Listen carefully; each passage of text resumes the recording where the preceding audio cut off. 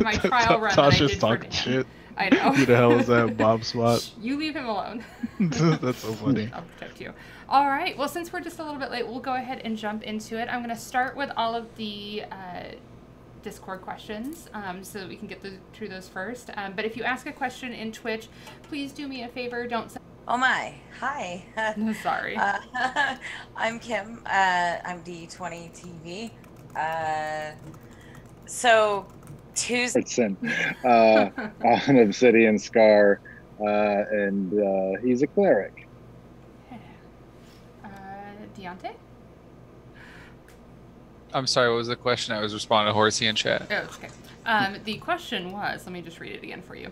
How do you feel about... Oh, nope, that was not the one. Like an insight check? He's the nicest. He's full of shit. You can't trust a man without a beard. Oh, poor. Just... That's absolutely true. That's it.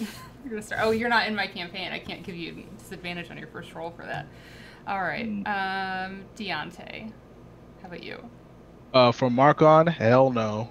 He is money hungry and will murder and kill to get what he wants, and I do not do that in real life, or I'd be in jail. I hope not. And for Seraph, I mean, I've only played him for like 3 sessions, but I'd like to say a little bit, a tiny bit, not a whole lot, but just a tiny bit. Okay. All right. And how about you, Steven? You. Yeah, you're right. Yeah, that is me. Yeah. Yeah. I don't like to bullshit That's people. fair, though. Yeah. I will say that even when I don't mean to, I always end up seeing something. This one's from Melissa. What made you decide to create a changeling? This is a very long one, and I'll break it up for you if you need it. But what made you decide to create a changeling? Why did you decide for her to multi-class in the way that you did? And that's a lot of questions. We'll start with that one. Okay, so what made me decide to create a changeling? Yeah. Well, I normally play gnomes or anything smaller than I am in real life, which really isn't that tall. So Permanently frozen part of hell, and I don't remember if we ever ended up actually doing the backstory things that we did for the crossover, but that was about as accurate as it gets. He's from like the spot where they froze like the secrets of the universe in a glacier so that nobody else could come and get them, and then Mephistopheles guards those arcane secrets. That's where he's from. Like, he was born in a different realm. He was probably born in the one that was eternally warring with the demons, but I don't remember exactly what the name of that one was. That's where his multi-class came from. He was actually born into the armies of hell, which is Zariel, I think, right? Yep.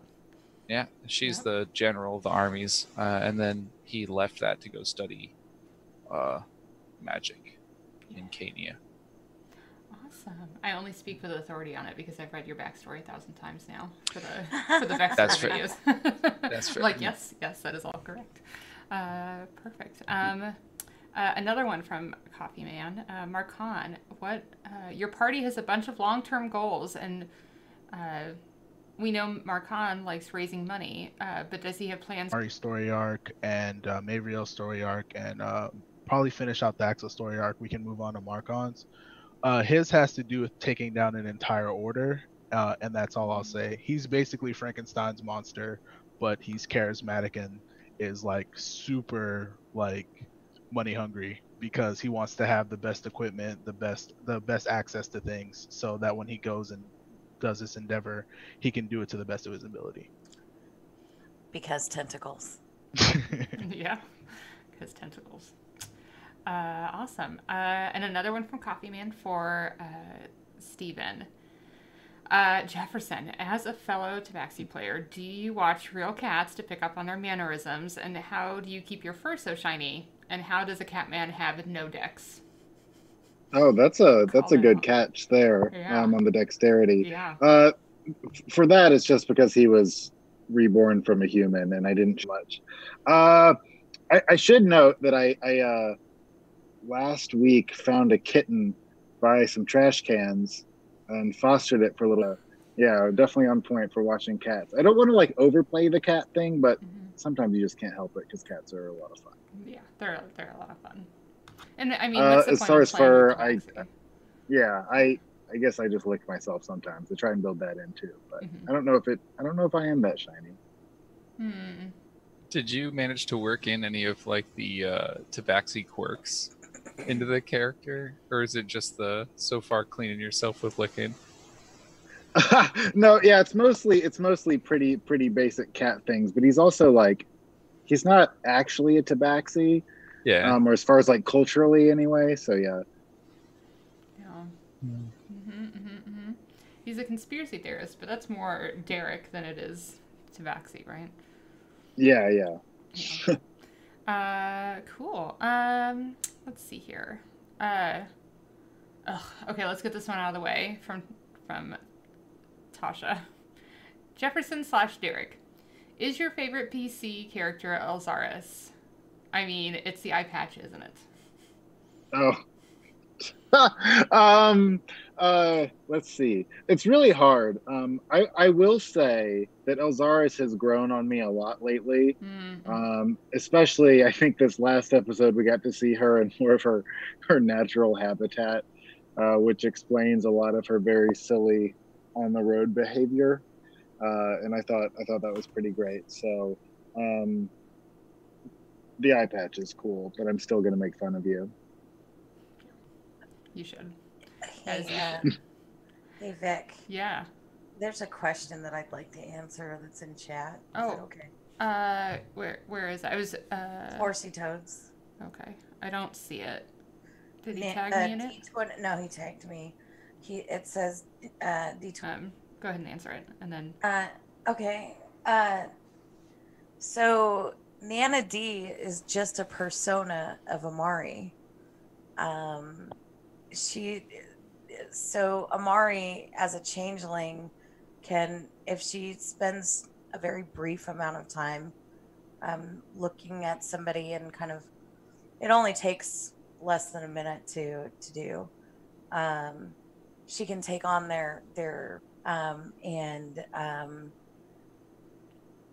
so Amari will, given the opportunity, take on at least once every person she's ever seen as a persona, if it served a purpose. Very nice. And that actually goes along with Coffee Man asked a question in Discord. Is Amari growing out of some of her personas, or is she just expanding them? I feel like she's hiding something or someone. Ooh, that's a kind of a spoiler, but I guess it was presented last week?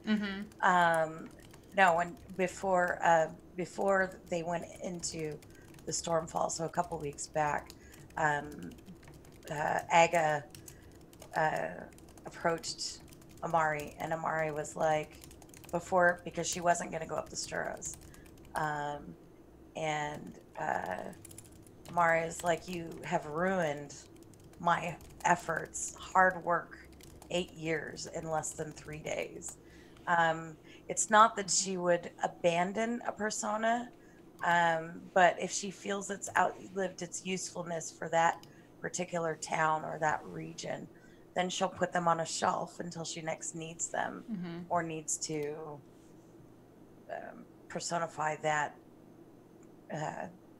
for all intents and purposes, roleplay character. Yeah. That's a little bit Inception, right? You're role-playing within a role-play. Yeah. When she starts pulling out the dice. They're like super close, but they're close enough. And that's like trying not to give away too many things. Do you want to answer the flip side of that, Kim?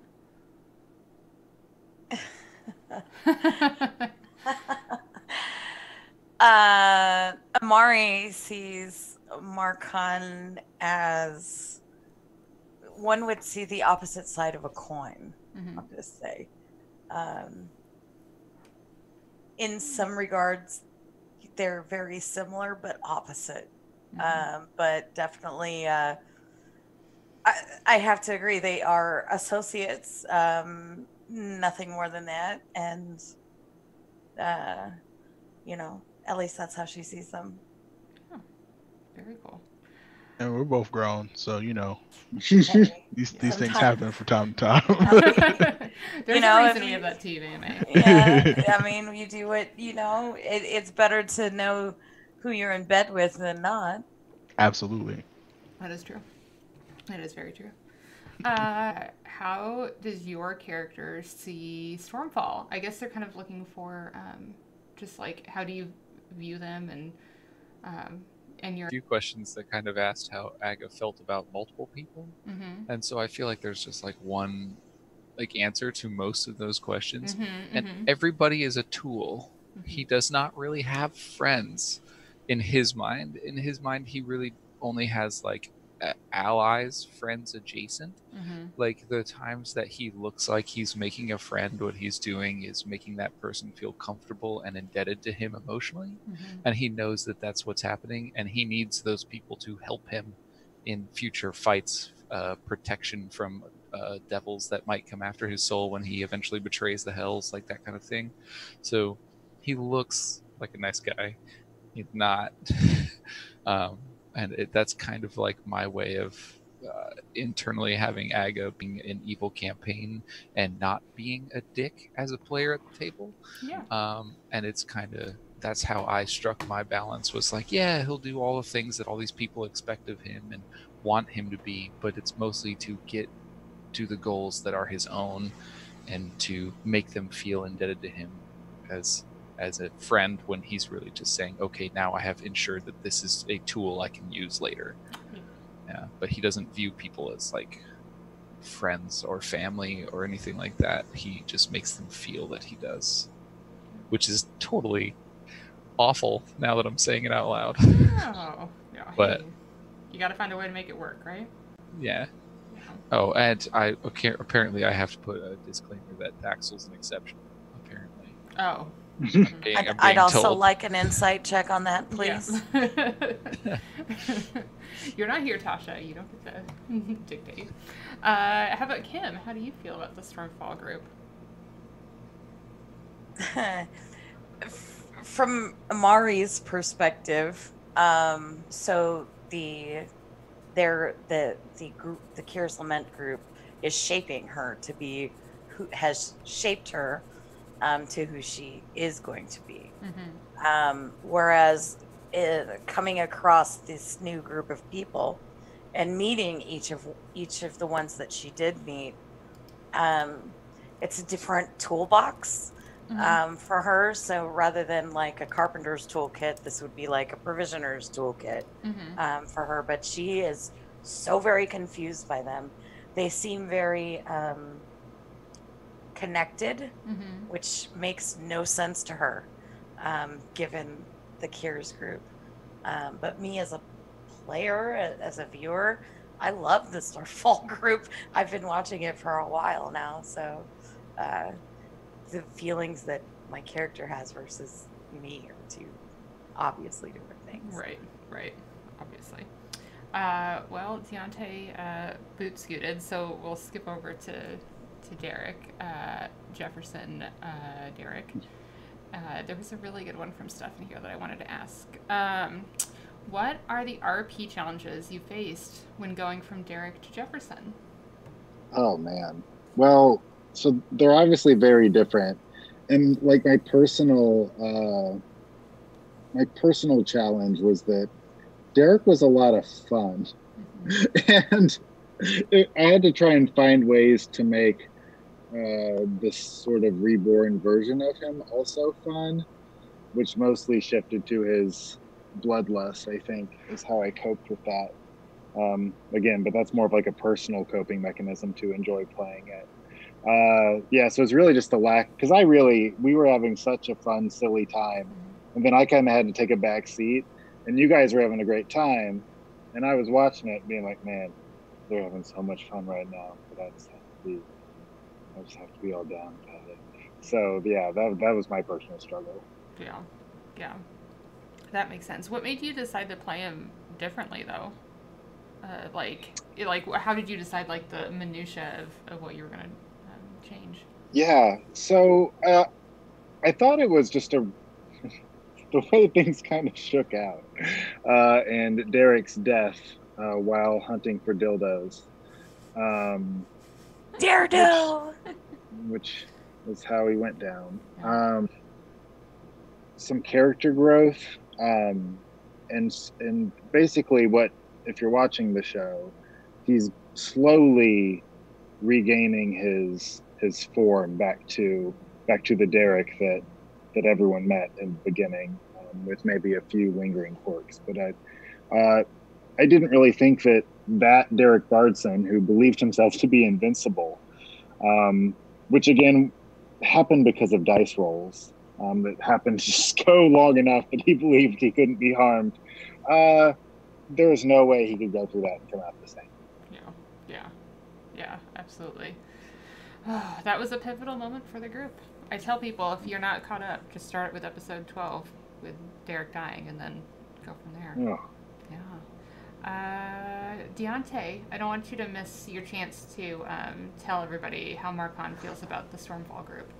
Yeah, I went to go get a beverage. I apologize. How dare you? No, it's fine. So Marcon's impression of the group was they're goody two-shoes trying to save the world for no money, and that's why he asked for money at the end. Yeah. Because his whole thing was, if I'm here and I'm doing work, I need to get paid for it. I don't work for free, whether it's saving the world or not. For one, I didn't sign up for this. I came here because we were promised loot when we went to the tower. It was a shopping trip from Marcon. He wanted to get some shiny shit. And when shiny shit wasn't found for him, the other thing he could get was gold at that point. Also, towards the end, he wanted to give Aga what he was owed. It was not a sign of friendship. Aga helped him. No, we're not friends. Aga, I can't remember what you gave him. I gave you money. Remember? Gave you like like, because the money was starting to get hot, and he figured if we kill this thing, we get to keep the money. And lo and behold, we got to keep that money. So the first thing Devanya did when we came up through that portal was point a finger at us, trying to kill us. Yeah, so he was just like, they have they tried to like do all kinds of stuff to us, and we hadn't even done a thing. My favorite thing is that the evil group was just like, listen, like, you guys just help us get through. Consent is important. Yeah. Marcon likes Galathor though, because he had put Rain into that little timeout corner. That was great. Yeah. Marcon loved that was moment. Yours. Amari will stay as long as she is required to. Anything Actually asked for Kim, but I think it applies to the whole group because I think everybody here has pretty much the whole group here has done some sort of form of both. So we'll start with Kim. How is it DMing versus playing, and do you prefer one over the other? Ooh. Well, DMing, you know all the secrets, and it is your job to cause the chaos and check the players in the form, through role play, and balance the consequences and the rewards. Whereas the player, you get to experience. For me, it's an equal balance. I don't lean one way or the other. I think that DMing helps me be we'll do Steven next. How about you? Oh man, I've never had the chance to DM. Well, you DM'd, weren't you DMing in another So yeah, so I tried to put together a Starfinder group, and that ran for just a little bit, but it fell apart early, as things do sometimes, especially when you try and get a bunch of people that don't normally roll. No, I think it sounds like a really good time, and it is something I'd like to do at some point. But for now, I'm enjoying. Well, how about you, Bobby, my DM in real life game? Oh my gosh. I said it in chat. I could probably talk for hours, each other out a lot, in that like being a player helps you be a DM and stuff like that, especially because it helps you like put into perspective what kind of game you would want, and so you can run that kind of game for your players. But I just have had so much, and the thing for me is there's so much fun in planting little things and then having them pay off later. And then your players are like, wait a second, like, isn't that, you know, blah blah blah blah blah, and you're like, yeah it is, and like that's all you say, but on the inside you're like, fuck yes, like I love those moments of having that pay off, and planting the seeds to have the fruits come later and stuff, and I love that so much. But like Kim said, being a player and being to experience that, the other side of having all of the players in your campaigns can do. Mind you, I DM like 6 to 8 people on a given night, and then know all of the 100 NPCs that they may come across just in that day, and then create the maps and create the world. So it's like so much more work versus just coming in and sitting down and just knowing your character. Yeah. I think the way that we talked about it last week when that kind of question came up was that, like, as a player, you can roll in 5 minutes before the game, but then you have to make all these decisions as your character, so that can be stressful. But as a DM, you're working up until 5 minutes before the game, but then you just get to sit back and watch them interact with and just answer questions, I mean, because you've got a lot of that already worked out. So most of the time, but that's part of the fun of it, though. Like, you work up until 5 minutes before the game and you have all this prep work done, and then like I wanted that so bad, but well, it's one of those things where she has a stat block and it fits for certain things and doesn't for other, and bartending is not it. It's fine. It's fine. We're gonna find a high level necromancer and find a body for her to inhabit, and then she'll be able to run the bar for us, so it'll be fine. It'd have to be a cadaver, or virtue be against it. What's the worst that could happen? What's the worst that could happen? Okay, I'm gonna jump to Horsey's question for everyone, and we'll start with Steven. Who would your character or characters want at their back from any of the campaigns? Oh, obviously Sebastian. No, I'm just kidding. That's my alt. I honestly, it would be the character that I lean on the most in our campaign, which is Ileana, played by Steph. She's the super no nonsense, gonna kick your ass if you get in the way sort, but still, as far as I can tell, is a good person. But she always comes through in a pinch, and she's she can sprout wings and has glowing hair and stuff, so she looks badass too. Yeah, and I mean, she drinks milk with blood in it. Who can screw with somebody who does that? Bobby. She's only gonna. She has like zero trust for anyone. But from any of the pure. She just learned from the best. Thank you, Kier's Lament. Oh, yeah, sure. How about because I don't have enough time to keep up with all of them, but from what I've seen of Stormfall, it's probably Devanya or Kaylin, or more. All three of them have shown serious physical strength or magical ability, and from Kier's, that's such a tough toss-up. He kind of, because I have to be able to turn around and fight these guys, and you have to turn around and fight those guys, and we have to both turn around and be okay at the end. That's such a tough toss-up. But as far as like respecting like purely like strength and combat prowess, because that's his biggest thing, probably he even had a chance to turn around. So poor Thaxel. Sorry, Tasha. But Thaxel's the one that he knows like he can put there, and when he turns around, there's gonna be like 7 people wailing on Thaxel. Thaxel's just gonna be like beating him into the ground. So it's a tough toss up, but at a fray where Marcon, he would be like back to back with him. Yeah, for sure. Okay. Marcon got his power through druidic magic, and his oath came from serving this order. The minute he disobeyed this order is when he became an oathbreaker. So his powers are stemmed from druidic science. So the goal of this order was to prove to everyone that you didn't need divine intervention to create certain things. Like they have clerics that aren't worshiping gods. They have paladins who aren't worshiping gods. Like, or it's all based, and then make the antithesis of that. Because if Virtue and Markarn met, they'd be at odds all the time. They'd try to kill each other. Like that's how opposite they are on the spectrum. But yeah, that's how he's a paladin. He's an Oathbreaker paladin. He doesn't care about gods or anything. He does not care. And it's because he is a science experiment, essentially. That would make sense. Yeah. Okay. That was a wonderful insight, bro. It was. Yeah. So good. Let's see here. Let's do this one for Derek.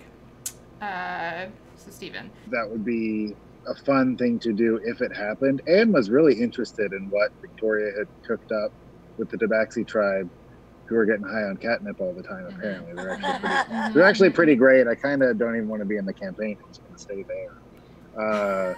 It's a pretty great place. but yeah, that was all. That was all that was behind it, and then yeah, look what happened. Look what happened. Really is like a thought of a character that I would want to portray with certain characteristics. I don't want to go too much into that for soon TM reasons, but the race of Nana D, some of the characteristics were actually created by my stream. So at various stages of like little miniature milestones as a streamer, one of the things that I do is the stream will choose a character. Like Precious Snowflake is created entirely added by stream, that actually had a counterpart, Peepaw Murphy, that is no longer a part of her life. And he knows that Aga he knows that Aga understands that, and that's something that he appreciates. So they could use each other to get themselves out of sticky situations or make shit tons of money, which they did in the arena.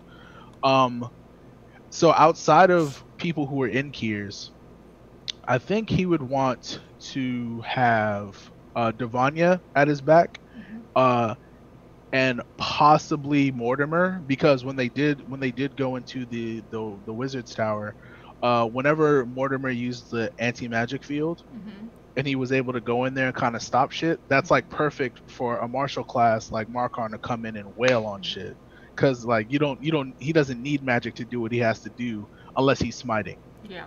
So but other than that, it was like, he doesn't like to kill. Contrary to popular, like contrary to what like Shatterkai are, he does not. He will kill, and I think so for soon. exactly, and I think for like subterfuge reasons, Seraph would want Amari at his back because she can be so many things. So that's how I would answer that question. Good answer. Sorry about that. Trying to think 3 questions ahead.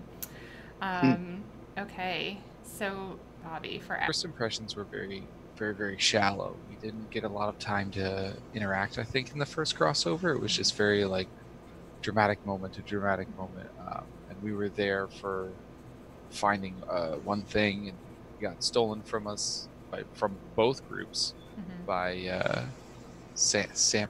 And I think his initial assessment kind of ended up being the same as who he likes now,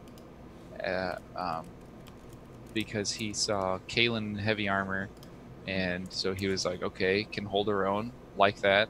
And then he saw Mortimer with a spell book, and he was like, I fucks with that too. Shadows, keep an eye on everybody, kind of thing. And Aga does not like being watched.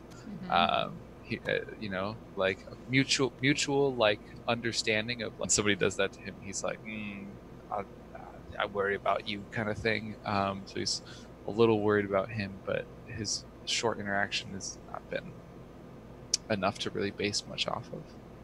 But he also was very pleased with Devanya's offer of sparring. That's like his Aga's hobby is beating the shit out of other people. So he is excited for that too, as far as the Stormfall group goes. Actually, I'm going to tack on Horsey's question to that because it kind of goes with it. Would Aga have been okay with killing anyone from the Stormfall group because of mistrust?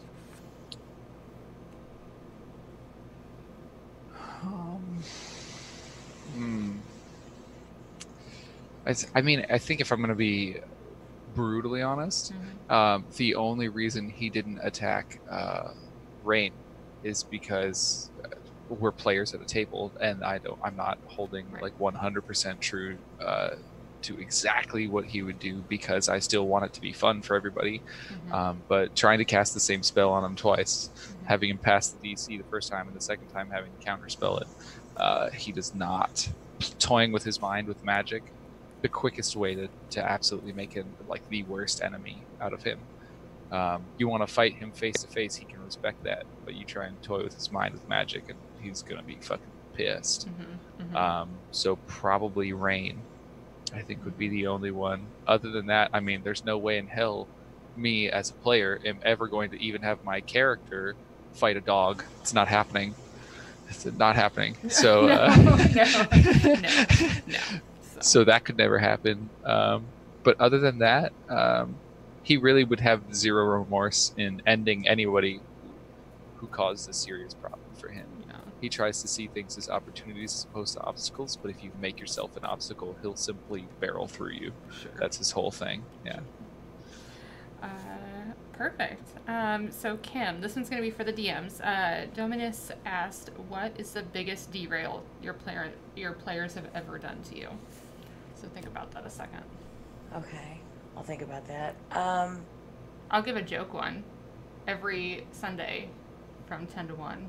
Oh, snap. I love you guys so much. Well, wasn't it, while Kim is thinking, I even said it on stream, not last week, but the week before, that, you guys got to level up to 6, but I had intended for you to level up 3 sessions prior, but you guys kept changing your mind. Like, you're literally on the trail one day away from your destination, and you're like, you know what, we're going to go this way instead. And you just kept turning around in triangles, and, yeah. We're an easily distracted bunch. Yeah. Put something shiny in front of you. Every time, I'm still waiting for this Drake to kill us all. I know, right? Well, we'll see how that goes. So, Kim, did we buy you enough time to think of a good? Yeah, you did. Okay. I would have to say it. It's not my Madbird group yet. I'll just say yet because I see it coming. I see it already. I know it's coming. I'd have to say it would be the Short Folk campaign on Thursdays. They're going into session 8, and they've only just left the starting town 1 session ago. It's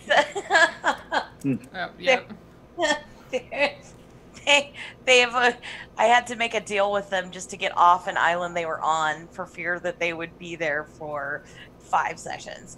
But and by literally, I just mean going across to the next small island that's like 20-minute swim. But I would have to say that it was my Thursday group. There's a thing that I do when players can't make it to a session. I'll do like this portal that pulls them away. And that portal is the bane of my existence because half the group's like, what the hell is that? And the other half is like, that's a thing. It just happens. And it just, that's the whole session is the portal. That's okay. I mean, it couldn't be worse than, what was it, episode 2, when you guys just spent the entire time at ye old Starbucks. I mean, God love you. I mean, I love that NPC, but yeah. They do a shopping episode that was just choosing coffee.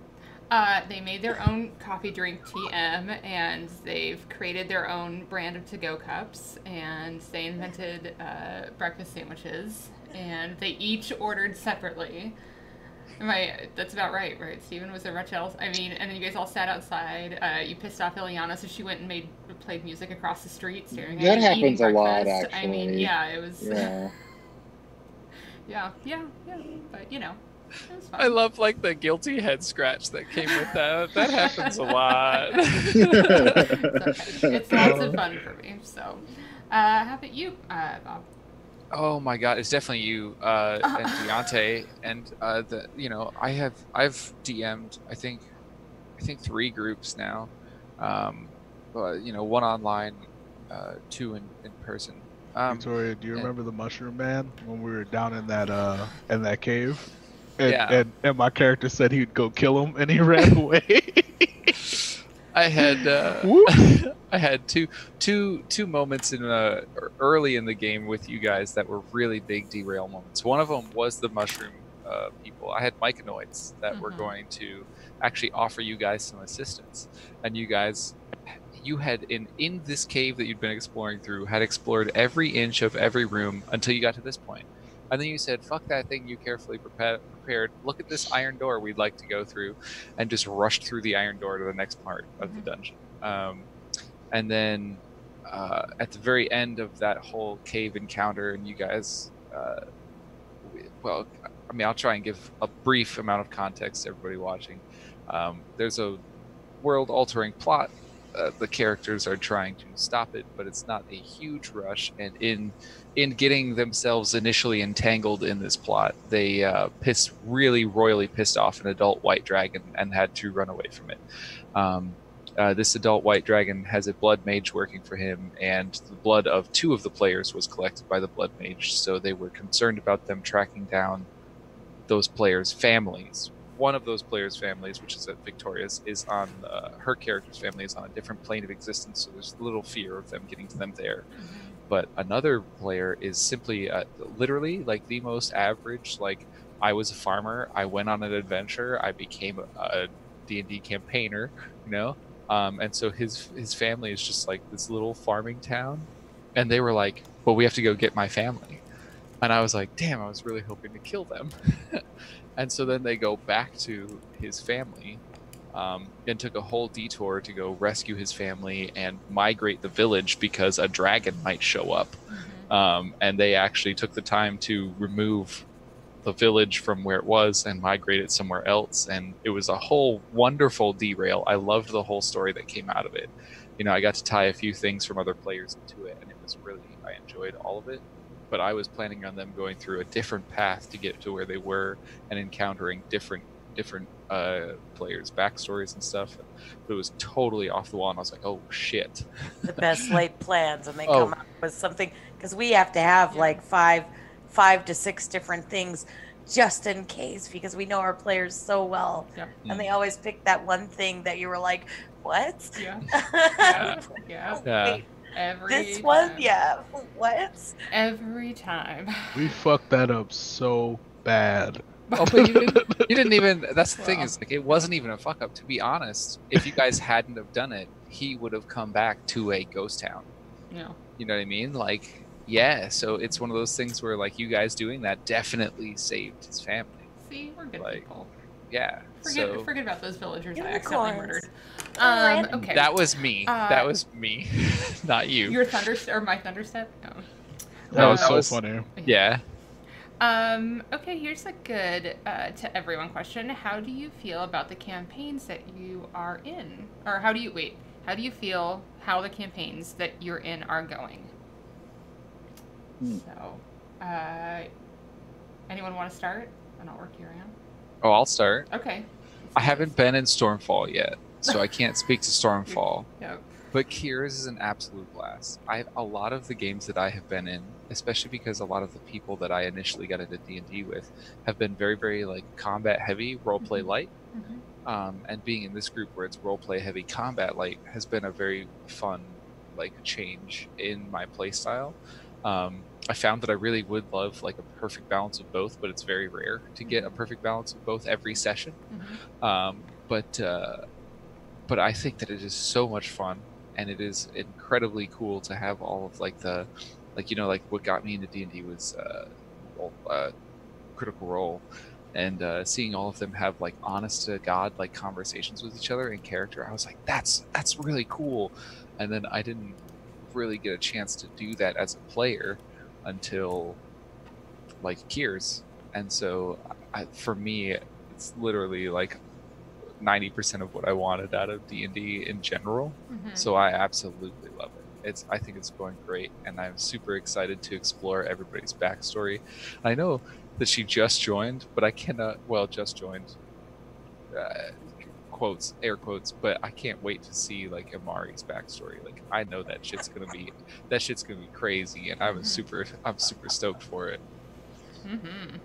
So am I, because I gave my DM so much to play with. Well, Kim, how about you go next then? Oh, that's a tough, like one that I play in.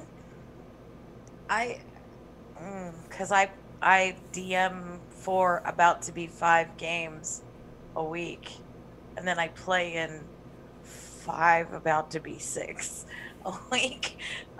So wow. I would say for the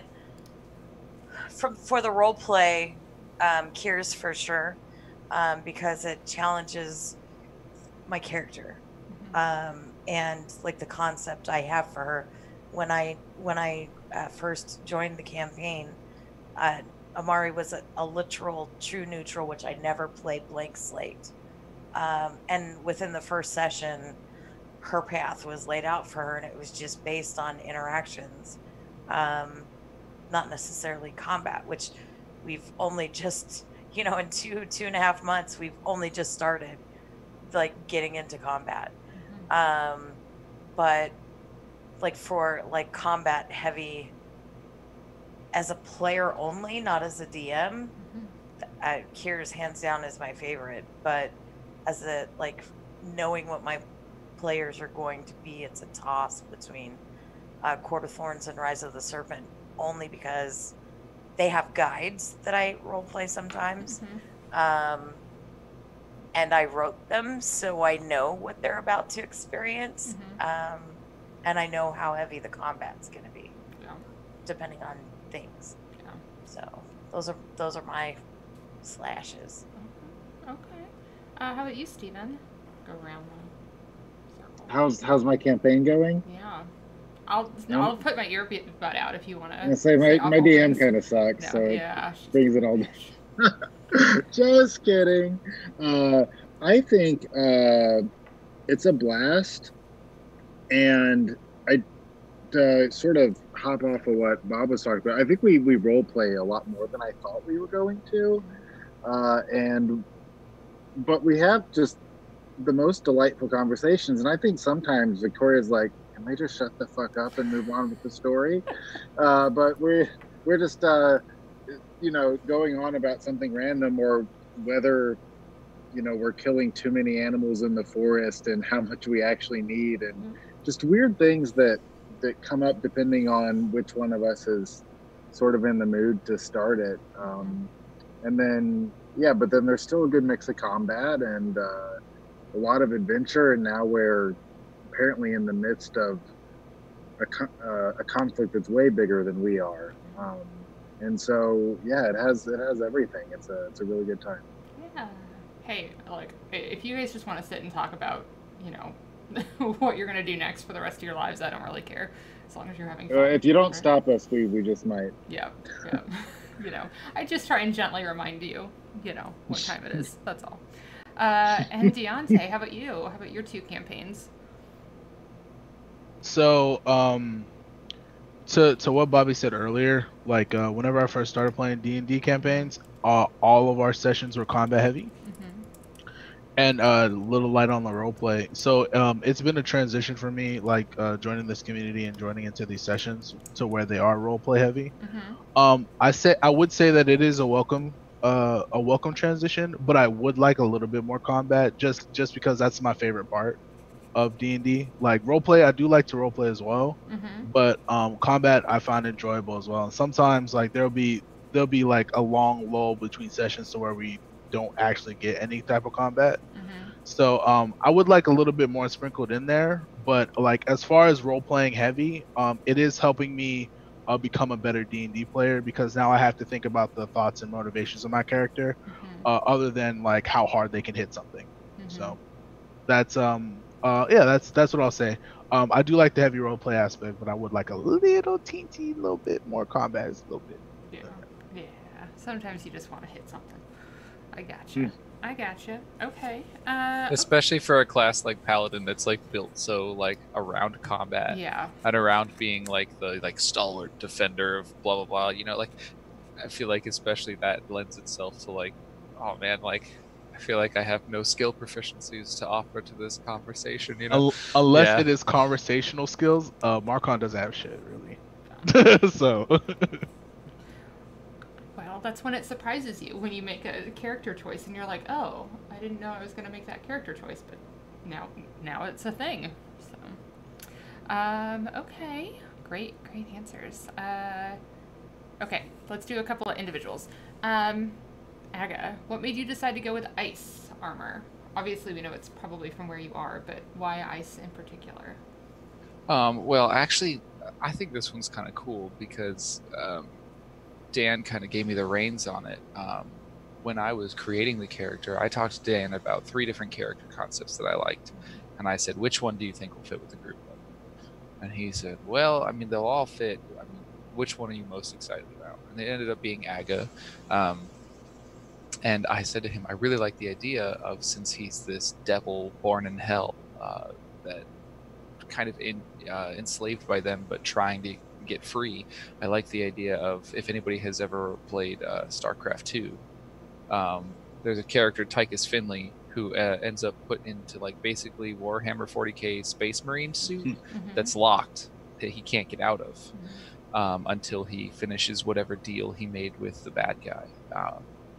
And I said, I like that idea. Can we do something like that? Like, I was thinking maybe we take, in the DMG, there's something called Demon Armor, which is basically, a locked set of armor you can't take off, and you can't fight demons with it very well, disadvantage and stuff. And I said, can we take that and make it devil armor and make it specific to him, so it's like his own personal prison he gets to carry around with it. And Dan was like, yeah, sure, and like, you flavor it however you want, and I'm like, you do this, I love that, like, definitely make that a thing. And so I was like, fuck yeah. And so I gave it, like, it has unarmed strike D8s, and it has, like, the flavor for where it came from was just the ice. And then the unarmed strike D8s was like the Wolverine style, like, blades that come out of it, and I just kind of tried to flavor it up a little bit so it felt more like devil armor than demon armor, but that's just a reflavored version of that.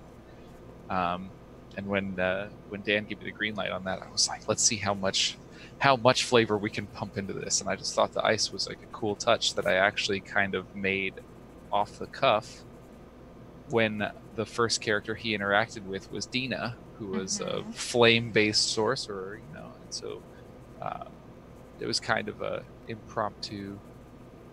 Can I answer a question from chat? Because Emerson has just said, wait, so how do you wash your ass? The chastity belt, right? Yeah. Prestidigitation. Yep, prestidigitation. Yeah. Magic. One baby. square foot at a time. Yeah. Awesome.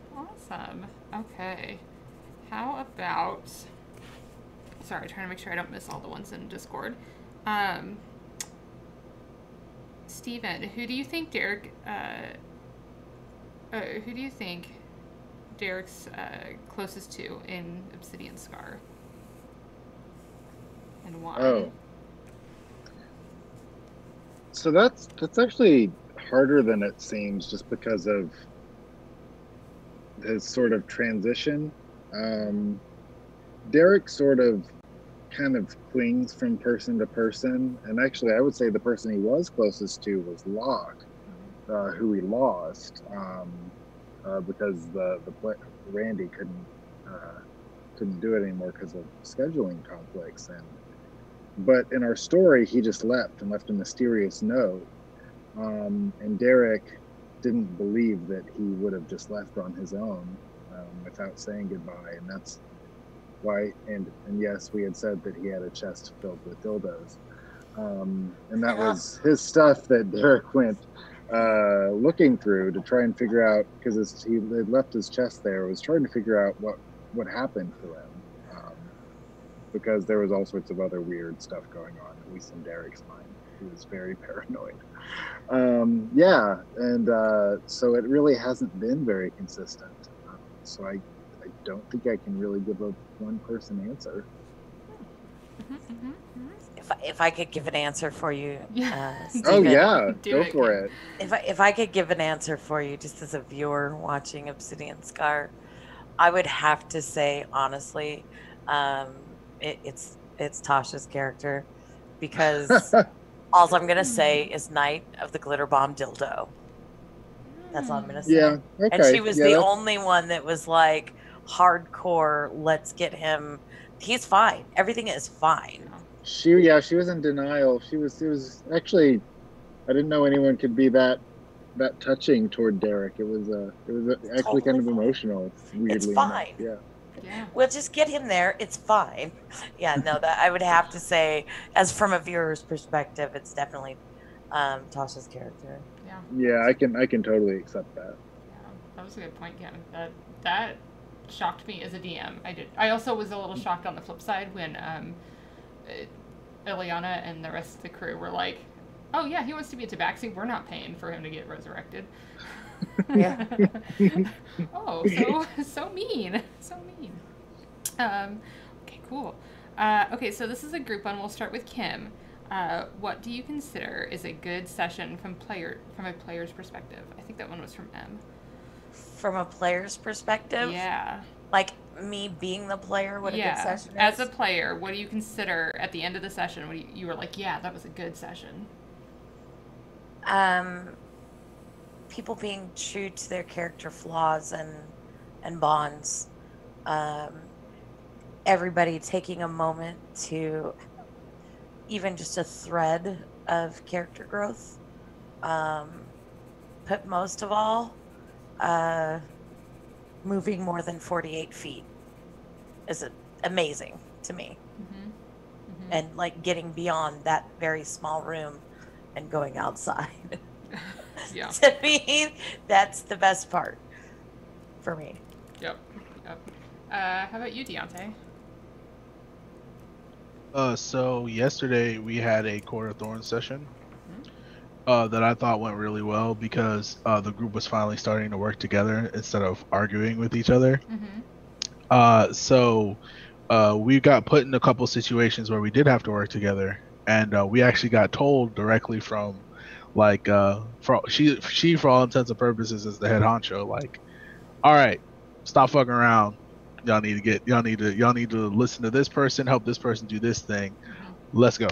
I thought that was good. I thought it was a good, and the way that like she was positioned in the story, I thought that was a good way to kind of get the party going. And then there was a situation that happened where we all worked together. Some of us were guinea pigs. Some of us got shot, but the group had to work together to get out of that small situation. So I thought that was a good session for Court of Thorns. Yeah. For Kiers, actually, I did like our most recent session where we were kind of like hanging out in the mansion, because I feel like that, like, from my character's perspective, he got to know a little bit of the party, so he wanted to see if he could learn things from like Mavriel, for all the wrong reasons. And he also he's never had a chance to really interact with Daxel either, because she was always with Aga, and we were all kind of doing our own thing. So Marcon kind of wanted to get an understanding of Daxel if he's going to be staying there, because he didn't want to be like, while he is a sociopath, he does know that he has to work cohesively with the group to a certain extent. So he would want to know what their weaknesses are, what their strengths are, so he can see if he could fulfill that role for them, like as temporarily as he'll be there, however long that may be. So yeah, I think the last two sessions that I were in were very good. Okay. How about you, Bobby? As a player. I'm super sorry. That's okay. My father is texting me, and I'm a little distracted. Oh, that's okay. Do you want us to come back to you? What was the question? Could you remind me? Yeah, from a player's perspective, what do you consider what is a good session as a player?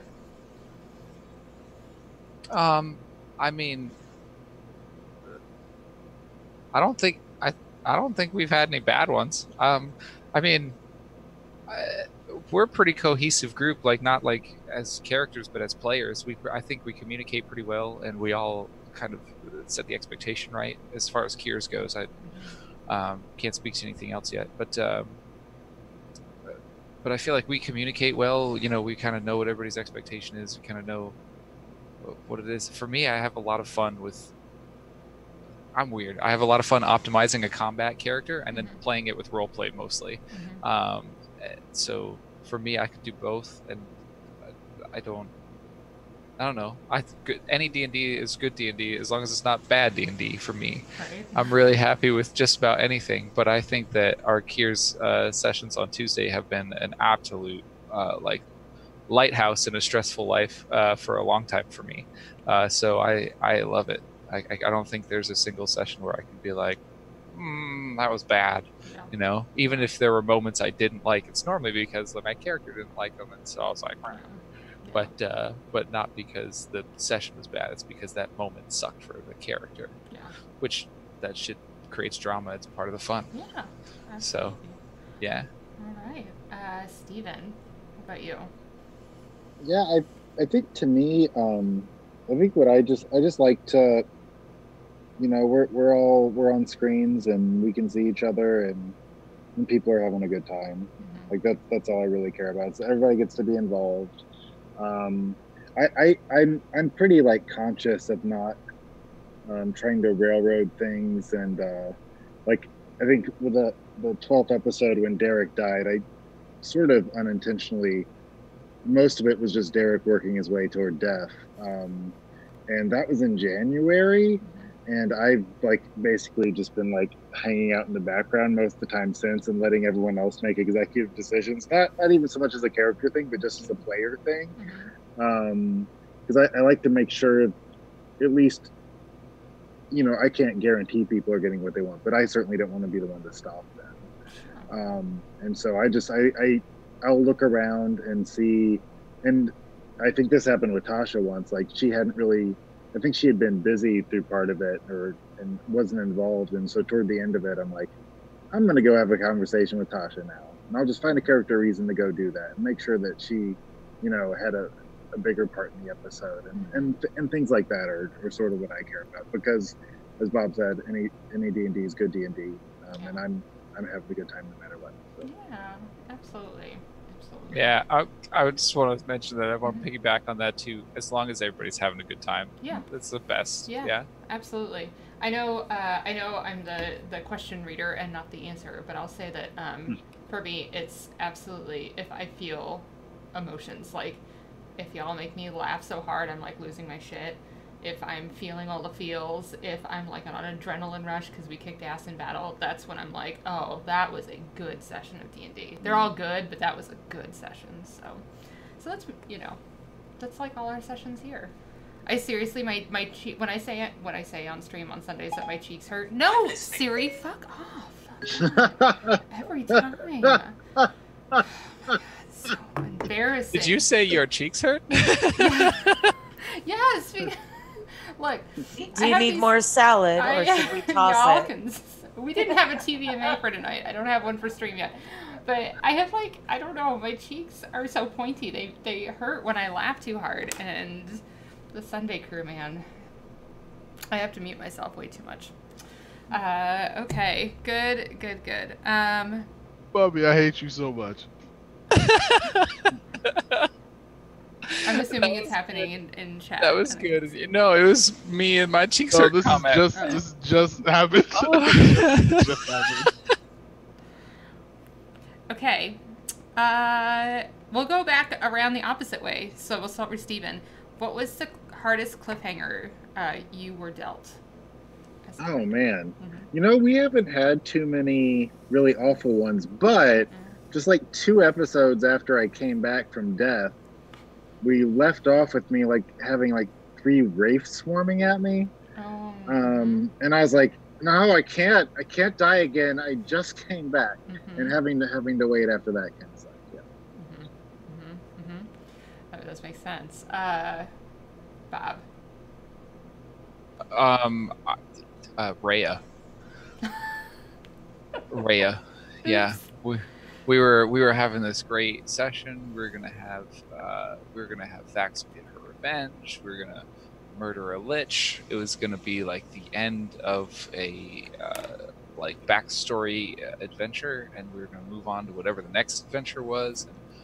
And I was super stoked for like the closure that was going to come that session, and then a betrayal, snatching the carpet out from under Thaxel, a teleport, and a jail cell end session. Oh my god, what?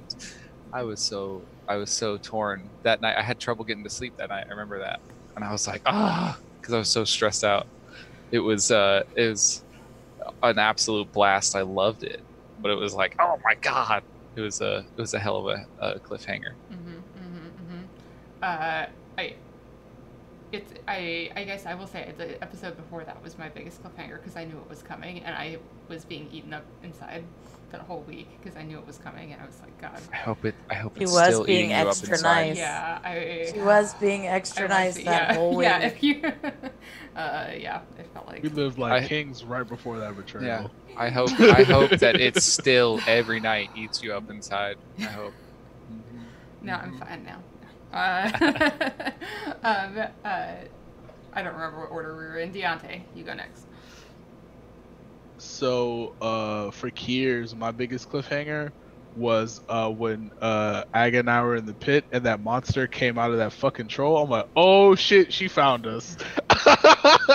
Because I was just like, before I was just like, okay, this lady slit these people's throats in this bar, and we kind of just left, and we didn't hear about it afterwards. So, like, for all intents and purposes, Marcon wasn't worried about that shit. He's like, shit, we got away with a shit ton of gold, baby. And then she popped up in this arena talking about, where's my money? And it's just like, well, shit, we got to kill her now. But you know, what's up? I didn't recognize that was her, that monster, until the next session when he was like, oh, there's coins and stuff. I didn't put two and two together. Once Dan mentioned coins, I was like, oh shit, it's that old lady that we robbed. And then for so we haven't had many sessions for Court of Thorns, but I think the biggest cliffhanger for me was whenever we got out of our hallucination and we were in the jail cells, because I was like, oh shit, what happens now? And there was a couple things that I wanted to do to get out of this jail cell. And Melissa's in chat. Melissa and I were both Shatterkai, so I was like, I'm about to teleport out of here. like I'm gonna try and get out of this cell. I'm gonna teleport out of here. But then I remembered, like, oh shit, we need to figure out a way to get out of these cells together, or bad shit's probably gonna happen. So, but like the episode before that, when we were in the cells, I was just like, oh, I'll just teleport out of there. That's easy, baby. But then I thought about the rules. I'm like, oh shit, I probably can't do that. So that was the biggest hanger for me so far in court. Nice. How about you, Kim? Oh, the biggest cliffhanger for me was when Mavriel and Amari went and had their ladies' day of clearing bounties, and she didn't want to help Thaxel. She has no desire to do anything nice for Thaxel, and yet here's this person who's like all nice and honest, and Amari is so confused by her. But then, okay, well, if we can get monies, sure. Amari's not very much not the instant gratification of coin, because that's not, I'm not gonna tell that, she's spoilers. She has her own way of handling situations, and when she was like, okay, well, this person has been really nice to me and not been disrespectful, so okay, I'll give her a little bit more trust than the others in this one situation to see what happens. What's the worst that could happen? And then, so, you know, the guilt trip, not necessarily intentional, probably, by Mavriel, let's help Thaxel, and putting herself in that position where she's going to be like feign death, whether or not she's going to be able to survive that or not. Mm-hmm. I shit you not, I rolled 5 different characters trying to decide which one I was going to have replace Amari, Wow. because I was certain that Amari was going to die. I had 5 characters just ready to Wow. pick. So for me, that was a big deal because she didn't want to do it. She's already fake dead. So what's going to happen if she, Yep. So for me, that was huge. And I was like, oh my God, I can't wait to see what happens. Yeah. Good. Oh, good stuff, guys. Good stuff. And then separately, if you go in Discord since we're going to delete it anyway, if you go to the Squawk questions, the image is there. Okay. Next question. Let's start. That's a fun night. With Bobby. I know. I'm impressed with their array. He also said that they've already sold a whole bunch of them, and they set them up yesterday. People stuck at home bored, man. Yeah. You know what's going on. Let's start with Bobby. What would you like to learn or take away from your campaign once it's finished? I'm assuming they're talking about a Mad Bird campaign. Yeah. Not the one I'm running. Okay. Sorry. No, it's okay. Oh my God! I just saw what you're laughing at. This is why I can't read chat. This is why I need you to at me so I don't look at chat. That's a tough one. I don't think I ever go into a campaign like thinking I want to take this away from it, or I want to do this, or I think like 9 times out of 10, anytime I learn a big lesson from something, or anytime I pull something out of a story or a D&D campaign or anything like that, it's never intentional. I never go looking for it. It always is something that I kind of stumble across. Mm-hmm. So I can't really speak to what I want to get out of it, but I think probably the thing that I'm getting out of Kiers that I didn't really think about beforehand was that, like, it's an evil-oriented campaign. Mm-hmm. So we're all super incredibly selfish characters. We all have things that we all want for ourselves, and somehow we all formed this really dysfunctional family, like kind of unintentionally. Hyper and dysfunctional. It's hyper dysfunctional, and it's kind of like unintentional that we all kind of like selfishly lean on each other and selfishly take care of one another. Mm-hmm. And it's just an interesting concept that, like, even like the selfish, like, bad guys have people that they care about, even if the reasons they care about them are selfish. Mm-hmm. Like, everybody has a family, even the assholes. Mm-hmm. Like, like it was an interesting thing that I kind of like I took away from it recently, that I was like, man, that's kind of fucked up, but yeah, it's the truth. But I don't think I have anything I intentionally reach for or take from it, and like with conscious thought. Okay. How about you, Kim? Oh, well, for me, I as a player, I create a concept and I leave a lot of open ends. And like, just as an example, like, there's so much about Amari's background, who her parents are, who are the people that she grew up with, and how did she get there? Who's this divine soul that's given her magic? Who's her patron? What is all of the things, and why is she where she is? How is it that she's able to do these things? For me, as a player, I want to know the story. What's the story of my character? Mm-hmm.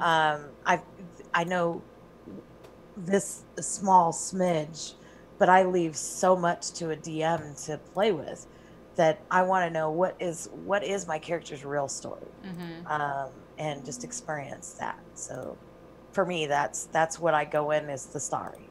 It's all about story time for me. Because they said me too, I will say I want to feel like, I think I'm with Bobby. I don't necessarily go in, I think learning something about myself, you can't not, especially if you're playing a campaign to completion like that, like all the way to the end. But I mean, I hope that I get more skills from playing with other people and diversify my role play, diversify how I like to play my characters, diversify how I DM based on what it is that how everything went. But I think at the end of a campaign for me, if I feel like my character or if I'm DMing my characters got an end, good, bad, or ugly, and I want to play with these people again, then that's all I could ever ask for out of a campaign. So, how about you, Steven? Yeah, it's a really good question. I think one of the things that's special about D&D to me is just how much you can't script, and you couldn't even make up if you wanted to, probably. Like the main running gag of our campaign is a character who was in a session 0 we didn't even air. Yeah. And dice rolls just happened to go one way for the first half that Victoria ran, and they went a different way for the second half. And so one group really liked this character, and the other group thought he was worthless. And it kind of sort of spiraled from there. And I love the silly stuff like that that I can't recreate. And then the other part is that I've made new friends, and I have people that I know that I know for sure that once we're allowed to hang out as people again, which is a thing that'll probably come at some point, that I'm going to end up meeting people that I've never met before. Victoria is the only person in my group that I knew, and honestly, that was a pretty loose use of the word "new," Yeah. And it's been a really long time. Yeah, don't say remember. I won't. It's been a little bit. Yeah. And I've met just this delightful group of people that I look forward to hanging out with every Sunday night. Yeah. And so making friends is a big part of it too. Yeah. Deonte, you want to finish this off? Real quick, what was the question? We're having all these beautiful moments, and you have to know. What would you like to learn or take away from the campaign you're playing in once it's done? Oh, okay, yeah, this is great. So, I've only been playing D&D since 2017 is when my first session started, early 2017. And it's been about a good 3 years now, I should say. And I've been in a shit ton of sessions between then. And the one thing that I want to take away from Kiers Lament especially is learning how to play an evil character for future evil character campaigns, because I have to put myself in such a different mindset from how I would act normally in life. Because while I am brutally honest in real life, I'm not a bad person. I like to think I'm not a bad person. And my character that I play is such a bad person. So it's kind of weird to have that juxtaposition sometimes. So ultimately what I would like to get from Kiers is just being able to play a character who is so different from me, because my first set of characters were so like me. My first character was a warlock tiefling who at the time I was I hate to admit this, but at the time I was going through a part of my life where I was very narcissistic and didn't really care about a whole bunch of stuff. And then as I started growing older and growing into myself more, I kind of abandoned that mindset. So that character I no longer related with, because that's not who I was anymore. So now I'm learning how to play a character who I'm nothing like and inserting myself in that. What I want to get from Court of Thorns specifically is Kim told me this on the way in. This is playing D&D on hard. So this is me getting my critical thinking skills up when it comes to D&D. So it's like, how would I get myself out of this situation, this impossible or this seemingly impossible situation I got myself in? And if I can work through that, I feel like ultimately that will make me a better player going forward, because I have no intention of stopping playing D&D. I love this game. I love the fact that I've met some of my best friends through this game now, or really good people. So this is definitely something I see myself playing until the day I die. Hell, there's people we play with now, or we used to play with, that are up in their upper 50s. So it's one of those things where I feel like it just makes me, I feel like sometimes it makes me a better person as well, because you have to think about things critically in the terms of gaming, to where it's not like you know how sometimes gaming can be a little mindless depending on what you're playing. Mm-hmm. Like this, you have to put a little bit of thought to it and a little bit more care, and that's ultimately what I want to take away from this. Beautiful answers, everyone. Okay, we're gonna like fast round robin this next question, and we'll start with Bobby. What is your favorite monster? What is your favorite set of dice? Oh. I think. Oh God, that's so hard. I know.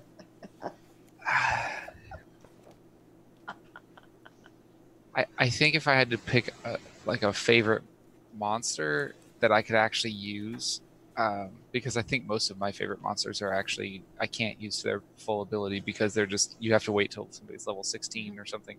But my favorite monster that I could actually use is probably an Arcanoloth. You literally just took my answer. Oh, really? Yes. Okay, keep going. Keep going. It's them, or there's another one that I can't remember. It's an Underdark monster that can like teleport and grab people, and then teleport with the person grabbed. I can't remember, but anyway, the Arcanoloth is a Yugoloth demon in the shape of basically a humanoid fox. Can I hold on really fast? There's one on Sunday night, so just don't give too much away. Oh, well then I will say nothing. Okay. They're dope. Yeah. They're badass. They're badass. And if Aga could not, well, actually, I'm not going to spoil that either because that's an Aga story point. Never mind. Spoilers, Steven. So monster, and what was the other one? Dice. Your favorite set of dice. So I'm not sure if you can see it, but my camera quality is not great. But you can see that the edges on this one, maybe, sort of, kind of, no, not really. Mm-hmm. It's green and gold, and the gold is starting to chip because I roll it so often. Because they're all metal. All of my dice are metal. But this was the first set of dice that my girlfriend, who's actually asleep right there, ever got me, and they're just it was like I remember she got it for me because I just said like off the cuff one time I was like, oh, I love the way these like gilded dice look, and she was like which one, blah blah, and I like showed her a picture of like one of the types of dice that I liked, and like a few days later she was like, here's a set of metal dice. And I was like, oh, that was so thoughtful, like I just mentioned it off the cuff and she got it for me, so it was very sweet. Okay, Deonte. Favorite monster, favorite set of dice. Okay, so my favorite monster is a Tarrasque, and my second favorite is a Displacer Beast. But I like Tarrasque especially because of how strong they are. But I read a story recently where there was a I think I read it on Reddit where it's like what fictional city did you make? And this Reddit user made a city built around a Tarrasque. So all the weapons, armor, meat, certain types of things that they needed for the town, even down to energy, was all taken from this Tarrasque that was like rapidly healing itself. So they would take a couple things from it, heal it, and they would make the entire town's infrastructure was based off of this Tarrasque being at the center. And to have a creature so powerful, so primordial, run a fucking city is amazing, and it not die is incredible. And then my favorite set of dice are actually this. Victoria, you probably recognize these if you guys can see them. So we got these from PAX last year, or I got these from PAX last year. So I got a full metal set, and this is like the first expensive set of dice I've ever bought in my life, because all the dice I've had leading up to that point were like cheap plastic ones from like a hobby store. So I was just like you know, I'd be playing D&D, you know. So I was just like, let's get an expensive set of dice. So I just went ahead and splurged. This one in particular is my favorite because I only got the D20 for it, because the set was like $600. I was like, yeah, I'm not doing that. I'm not that deep in yet, but yeah, that's my favorite monster, favorite set dice. Cool. Don't worry, you will be that deep.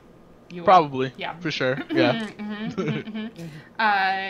Steven, how about you? Favorite monster, favorite dice?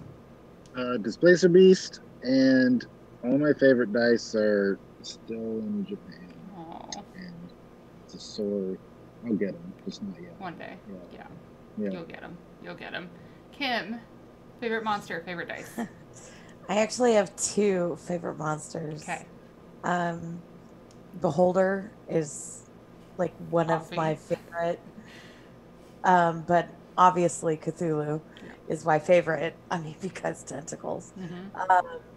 But my favorite dice, in about 2 weeks, it'll be 37 years that I've been playing D&D. And my brother is actually the one that turned me on to it, because he was making a map, and I came and like colored on his map, so he made me play D&D with him. And he had a pair of bone dice that were made from deer antlers from his second kill, and I have those. He gave those to me. So those are my favorite dice, and those are my two. I mean, because tentacles. But yeah, those are my favorite set of dice. My actual favorite dice, obviously, is a D20. I mean, I don't know why anybody would think that, but yeah, that's my favorite. Yeah, yeah. Okay. That might be one of the coolest things I've ever heard. Yeah, that's wonderful. That's a wonderful story. Well, that's super dope. Favorite is, I have another favorite, but again, I'm a DM, so I get to put my favorites in the game, so I will not say the other favorites are Karnaloth and TBD. And my favorite dice, I love them all. They all have a story. My favorites are probably either my ceramic die, because not everybody has them, and I got them at my first packs, or this really cool looking aluminum one, which is gold, that has like paint splatters on it, because it was hella expensive, but I spent probably 45 minutes to an hour with Emilio from Sunday night, just stocking those dice, and it was a really good time together. And he finally talked me into just do it. So nice. Yeah. Okay. Emilio seems to be a big force for good in your life. He is a good big force for good. Yeah. He's a wonderful, wonderful person, and he calls people potatoes. So I just. I saw that Twitter thread.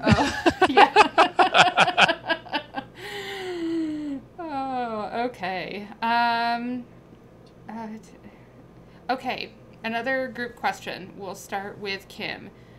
Did any of you use any other media as a basis of inspiration for your character?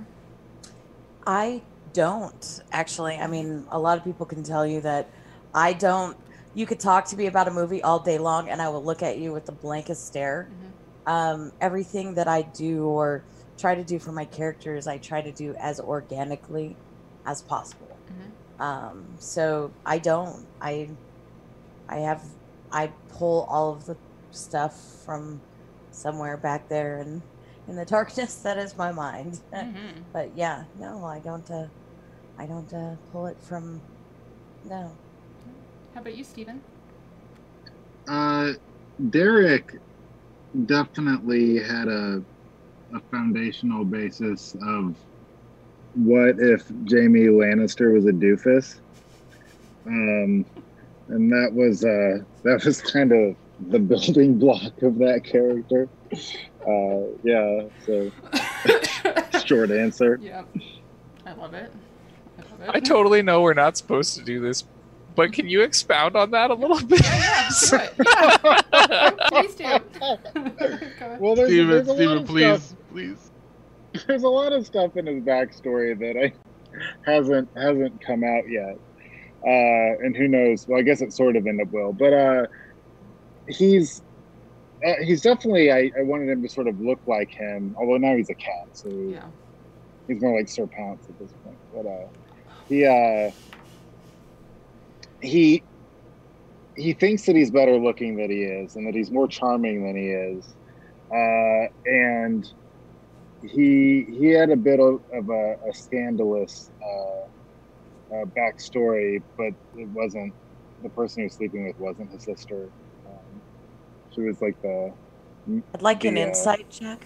She was the gnome. He was a fledgling playwright in this gnome town, and it was the mayor's like elderly mother who reviewed plays. Anyway, he gave her an STD and got chased out of town. That's when he changed his ways. Changed. No, seriously, I'd like He tried. an insight check, please. Remove curse. I don't have a dice on me. Prince Charming. Yeah. Anyway, that's the bulk of it. He's but at the same time, the character, it's just worth noting, was built by the sessions. Like, I had this starting point, and it sort of just got filled in by happenstance and what was going on around me, and it was a good time. Deonte, how about you? So, funny enough, Victoria, you know this. So I based Marcon's design off of Idris Elba's Gross. character in Idris Elba's character in Thor. So aesthetically, but more in Thor Ragnarok when he was like helping the people get out. I actually really like that design. Not the attitude though. Marcon would not save people like that. Hell no. Not without some money attached. And Seraph, He sounds more Stringer Bell than that. Yeah. Seraph's character design. Well, I mean, people are gonna see it soon because I'm actually having Steph draw him now, for the Court of Thorns session. But I based him off of Spike Spiegel from Cowboy Bebop a little bit. Not entirely, but a little bit, because he is a bounty hunter, and I kind of based his attitude off of Spike Spiegel as well, where it's kind of like carefree to a certain extent. He doesn't really have a plan for shit, but it kind of works out in the end, depending on what he does. And he's also a bounty hunter. Whenever you guys get a chance to see him on Saturday nights when it's fully done, you'll see the influences in from Cowboy Bebop especially. But that's where I base my character off, because that's my favorite anime. So that's about it for me though. Nice. And Bobby. Oh God, most of my work is derivative. Like even DMing, a lot of the stories that I take I'm just piecemealing different stories I like from different books I've read, movies I've watched. I am totally plagiarizing son of a bitch. Like I said earlier, the idea of the armor and the prison in the armor was definitely based off of Tychus Finley from StarCraft 2. And the idea of being like born into war and like being forced to do it and like try and find a way to freedom was heavily based on like the Warhammer 40k like darkness lore, like the idea that like, you know, the Emperor is like fighting back in darkness kind of thing. And so, yeah, like totally 100% derivative for sure. I just took pieces of stories I liked and said, how can I mash these together and make it kind of new? Yeah. For sure. Yeah. I kind of do this weird thing that if I'm not inspired by some sort of media after I've created a character, I will go out and look for characters that have similar qualities, so I can kind of pull from them, especially as a RP. Like I had to do it for Maeve because I have 4 different personalities, so I was like, I cannot make up 4 different personalities. I gotta cheat. But a lot of my stuff, especially as a DM, is actually based off of history, because I was a history major and I have so much of it in the back of my head that I don't think it's a surprise that the Alliance Assembly is like a straight ripoff of the East India Trade Company. Can't get around that. So. Okay, we're on like our last 3 questions. Okay. Oh man. I know. So I'm going to, this question was, what is our proudest and least proud moment as a DM? So I'm going to say those who haven't been a DM, what is your proudest and least proud moment as a character? And I'm going to start with Bobby because it was his question. I'm going to start with my least proud moment. It's actually the murder you were talking about earlier. As a DM, I walked my players into a small town, and the small town did not like did not like did not like campaigners or adventurers or anything, and they walked into this small town tavern with a lizard folk, a drow, a triton, one human, right? And so I was just like, and so they walked in the door, and one of the I think it was one of the waitresses or something in the. It was the bartender. No, the bartender was across Oh the room. no, I think you're it right. was. It was I the think it was waitress. a. It was the hostess. It was the hostess. Yeah, it was like Yeah. a serving girl kind of thing, and she was like, keep your pet on a leash, like referring to the lizard folk, right?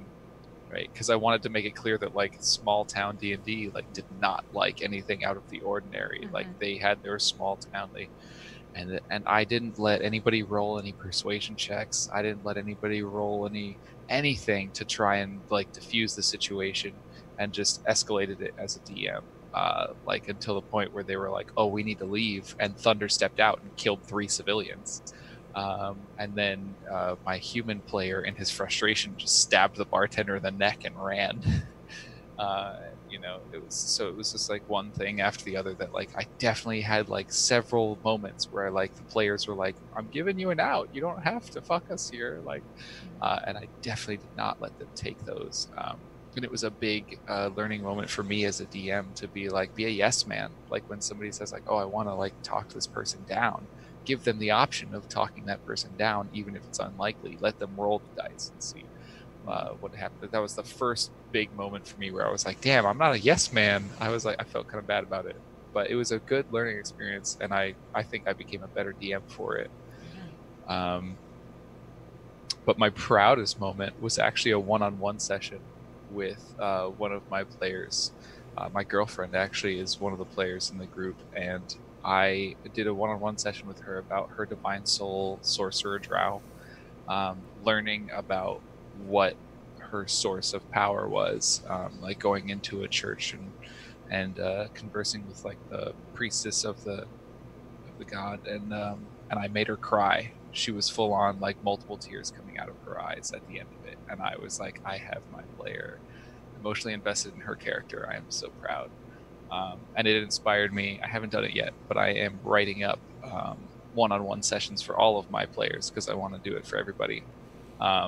And that was like that moment. I was like, I am so proud of myself right now. It was the coolest thing to like have somebody actually feel real emotions over their character at the table. I was super stoked about it. Wonderful. Kim, how about you? Oh my. My least proud moment as a DM, I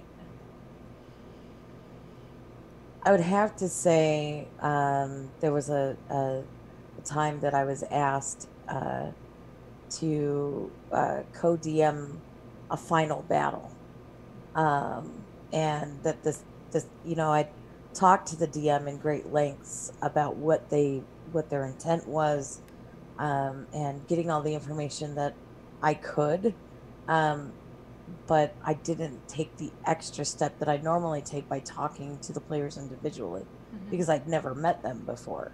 I knew 2 of them were in one of my campaigns, so and the DM themselves was in one of my campaigns, but like I didn't go the extra step and reach out to the other 4 people in the campaign. And it was presented to me that this was an agreed upon by the entire group TPK, and that my character was going to come and do this great betrayal and then kill them all. And the moment that just kind of made me like realize that taking that extra step should have been, which in everything I do is always what I do, but I put too much trust in someone else, and the moment that really hit me was like, okay, so this is the agreed upon thing, this is what's going to happen, bam, the whole group knew this going in. I asked, is everybody okay with what's happening tonight? But I didn't clarify what I was saying from an out of character perspective, thinking that because this had already been answered, that whatever.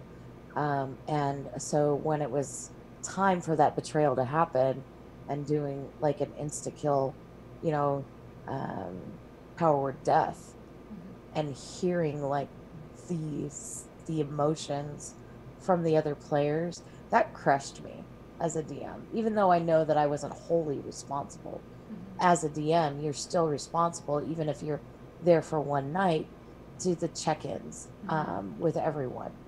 And for me, that was like crushing, because I was like, that's not the kind of person I am. Anybody who's been in my campaigns know that every session I check in. It's not, I check in with everyone and we have a conversation about it. And you know, are you okay with where we're at? Are you okay moving forward?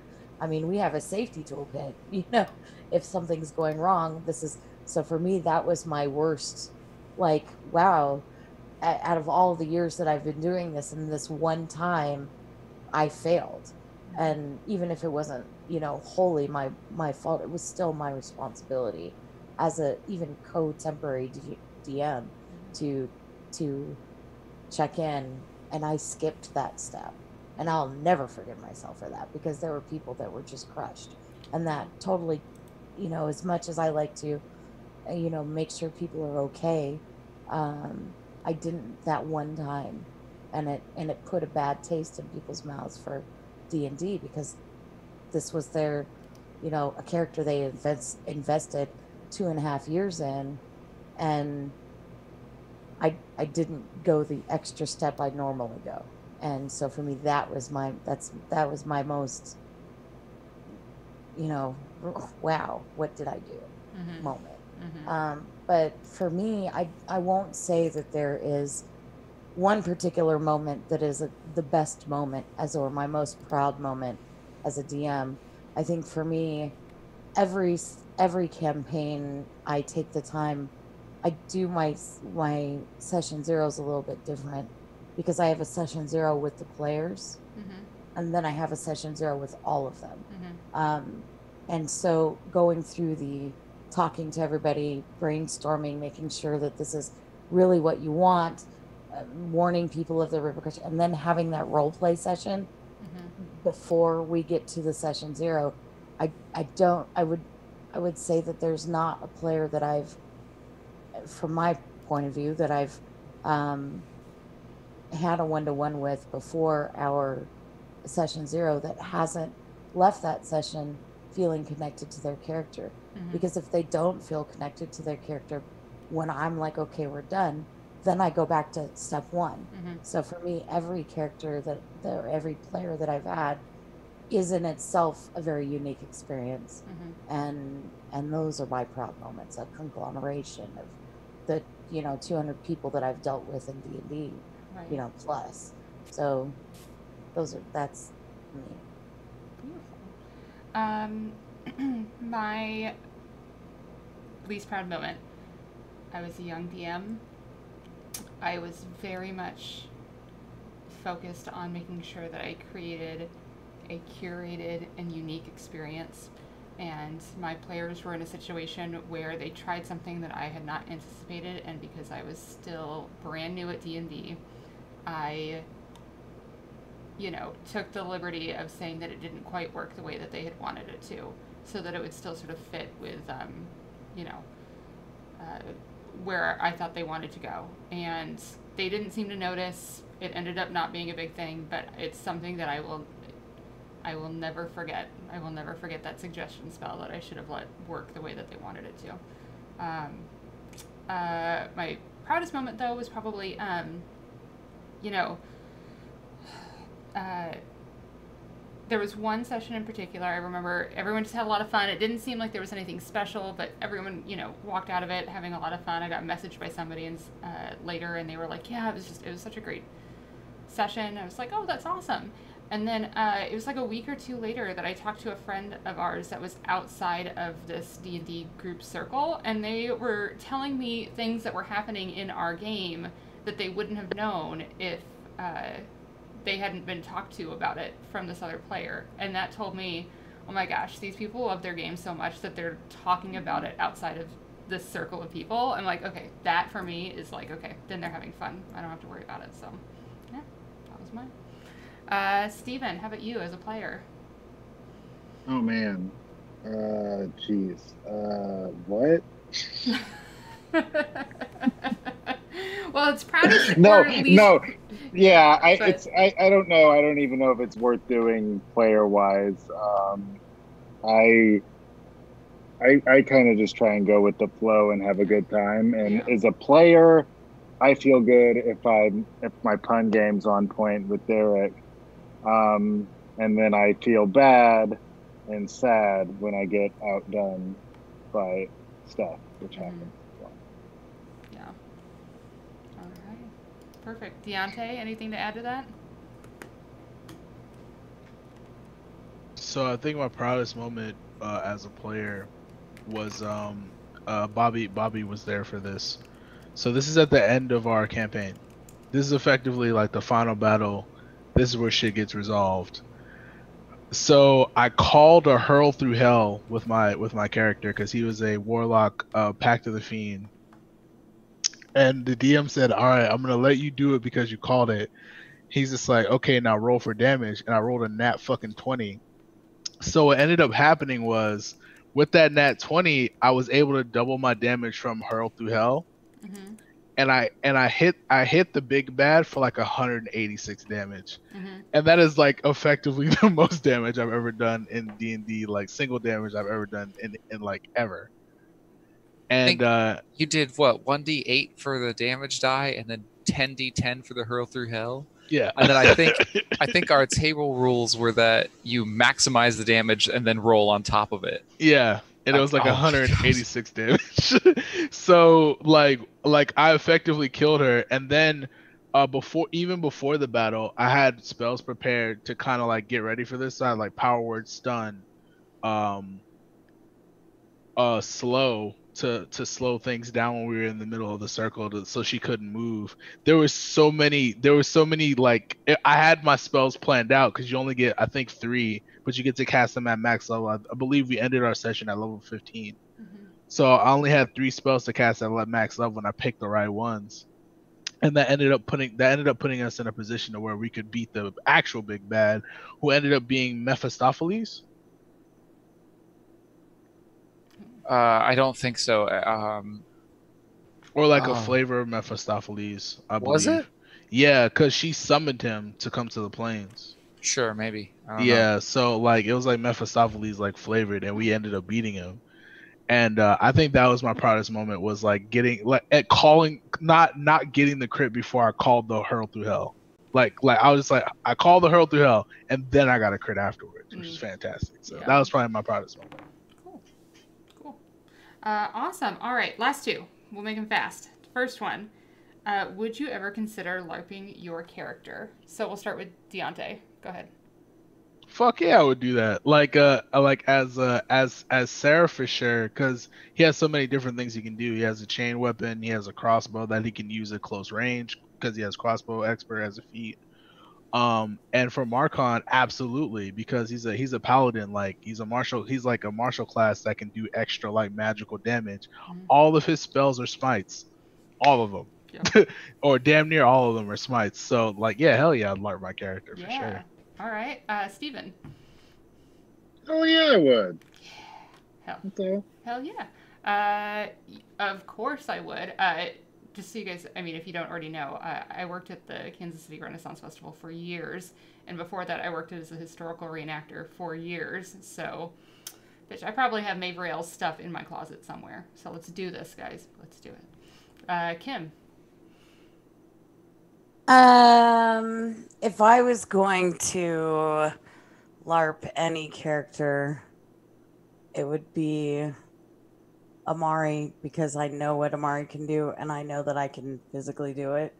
Or it would be Ekleveth, my bard. Yep, I would. I actually did LARP one of my characters a long time ago, and it was a lot of fun, and I still play her from time to time. But in the event that a character dies, I'll bring her in. And how about you, Bobby? Would you like any of your characters? I don't think I could LARP Aga because I don't think I could carry around the armor he does. I'm a skinny dude, and Aga's shredded, so probably not just for that. But a D&D character I've run for sure. Yeah. I'd have a blast with it.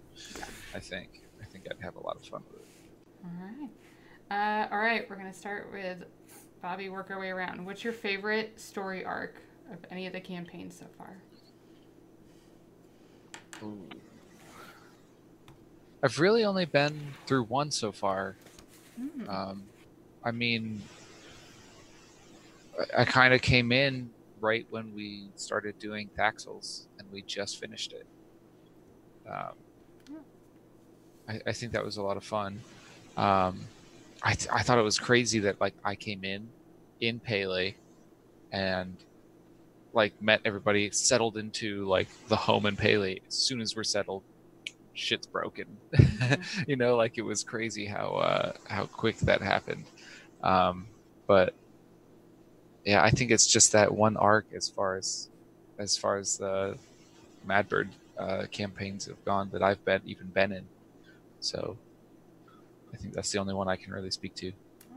How about you, Kim?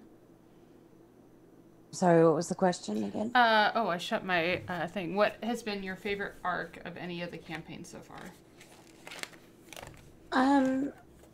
Oh, that's kind of hard because I watch all of them. Oh, I'm really enjoying the arc in Gears as a player. I'm biased. I'm really enjoying where it's going. And despite how much Emmy doesn't enjoy what's going on, myself, the player, it's a lot of fun, and I see where certain things are, and so I like it. But I think for me, from the viewer perspective, I really enjoy.